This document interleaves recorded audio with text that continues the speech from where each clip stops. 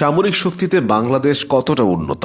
বাইরের দেশের কোন জোরে পড়লে বাংলাদেশ কি নিজেদের রক্ষা করতে পারবে? বাংলাদেশের সামরিক শক্তি সম্পর্কে বিস্তারিত জেনে নিন। যদি বিগত বছরগুলোর সঙ্গে তুলনা করা হয় তাহলে এটা স্পষ্ট যে বাংলাদেশের সামরিক শক্তি বাড়ছে। 2018 সালের সামরিক শক্তিতে বাংলাদেশ ছিল 58তম। 6 বছর পর বাংলাদেশের অবস্থান এখন 37তম। সামরিক সক্ষমতা বাড়াতে বাংলাদেশ বিভিন্ন সময় রাশিয়া, চীন, তুরস্ক সহ নানান দেশ থেকে সামরিক সরঞ্জাম কেনে। বাংলাদেশ বিমান বাহিনীর বহরে 212টি বিমান আছে। এছাড়া তাদের হেলিকপ্টার রয়েছে 73টি। এর মধ্যে রাশিয়ার এমআই সিরিজের 36টি হেলিকপ্টার আছে। সাথে যুক্তরাষ্ট্রে নির্মিত সেসনা, বেলের বিভিন্ন মডেলের হেলিকপ্টার আছে 24টি। এর পাশাপাশি ফ্রান্স ও ইতালি থেকে কেনা কিছু প্রশিক্ষণ বিমান ও হেলিকপ্টারও ব্যবহার করে বাংলাদেশ।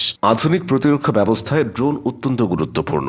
বাংলাদেশ সামরিক বাহিনীর কাছে 44টি ড্রোন রয়েছে বলে জানাচ্ছে ওয়ার পাওয়ার বাংলাদেশ। এর মধ্যে 36টি স্লোভেনিয়া নির্মিত ব্রামোস C4I, তুরস্কের তৈরি বাইরাক্তার TB2 ড্রোন আছে 6টি। এছাড়া ইতালির সিলক্স ফ্যালকো সিরিজের 2টি ড্রোনও আছে বাংলাদেশের হাতে। এবার নৌবাহিনীর শক্তি দেখা যাক। বাংলাদেশ নৌবাহিনীর কাছে সব মিলিয়ে নৌযান রয়েছে 117টি। এর মধ্যে 7টি ফ্রিগেট, সাথে আরও আছে 6টি করভেট জাহাজ। ফ্রিগেটগুলোর 4টি নির্মাতা চীন, 2টির যুক্তরাষ্ট্র আর 1টি দক্ষিণ কোরিয়া। করভেট জাহাজগুলোর মধ্যে 4টি চীনের, 2টি যুক্তরাজ্যের। নৌবাহিনীর কাছে সাবমেরিন রয়েছে 2টি চীনের তৈরি এবং 2017 সালে এগুলো নৌবাহিনীতে যুক্ত হয়। বাংলাদেশের সামরিক বাহিনীর কাছে রয়েছে 320টি ট্যাঙ্ক। এর মধ্যে অন্তত 281টি চীনের তৈরি। সবচেয়ে বেশি আছে টাইপ 59 দুর্জয় ট্যাঙ্ক। 2014 থেকে 2019 সালের মধ্যে চীন থেকে কিট বা সরঞ্জাম এনে ট্যাঙ্কগুলোকে আধুনিকায়ন করা হয়েছে। সামরিক শক্তিতে এগিয়ে যেতে হলে আমদানির সঙ্গে উৎপাদন বাড়াতে হয়। 1967 সালে চীনের সহায়তায় ঢাকার অদূরে গাজীপুরে একটি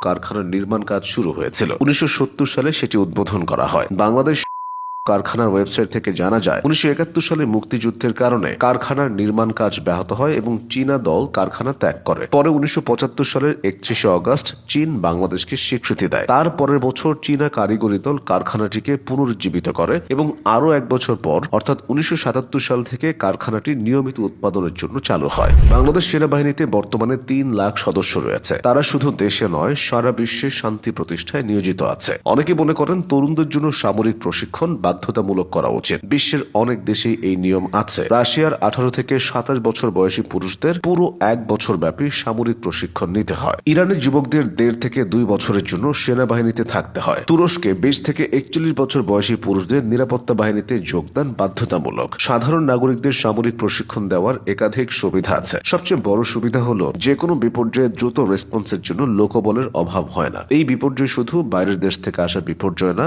ঝড়, বন্যা সহ নানান প্রাকৃতিক দুর্যোগ বাংলাদেশে লেগেই থাকে। তখন প্রশিক্ষিত লোকবল থাকলে ক্ষতি কমানো যাবে। এছাড়া মিলিটারি ট্রেনিং যুবকদের মধ্যে পরিবর্তন আনে, তাদের জীবনে নিয়ম ও লক্ষ্য আসে। তবে বেশ কিছু অসুবিধাও আছে। সবচেয়ে বড় অসুবিধা হলো অর্থনৈতিক চাপ। বাংলাদেশের মতো মধ্য আয়ের দেশের জন্য বাধ্যতামূলক সামরিক প্রশিক্ষণ মানে বিশাল বাজেট, খাবার, আবাসন, সরঞ্জামে প্রচুর অর্থ ব্যয় হবে। এছাড়া কিছু দেশে দেখা গেছে বিরোধী মতকে দবিয়ে রাখতে ক্ষমতাসীন দল এই বাধ্যতামূলক সামরিক কাঠামো ব্যবহার করে। শেষ কথা হলো বাংলাদেশ ধীরে ধীরে উন্নতি করছে। ভবিষ্যতের বাংলাদেশ কেমন হবে তা সময় বলে দেবে।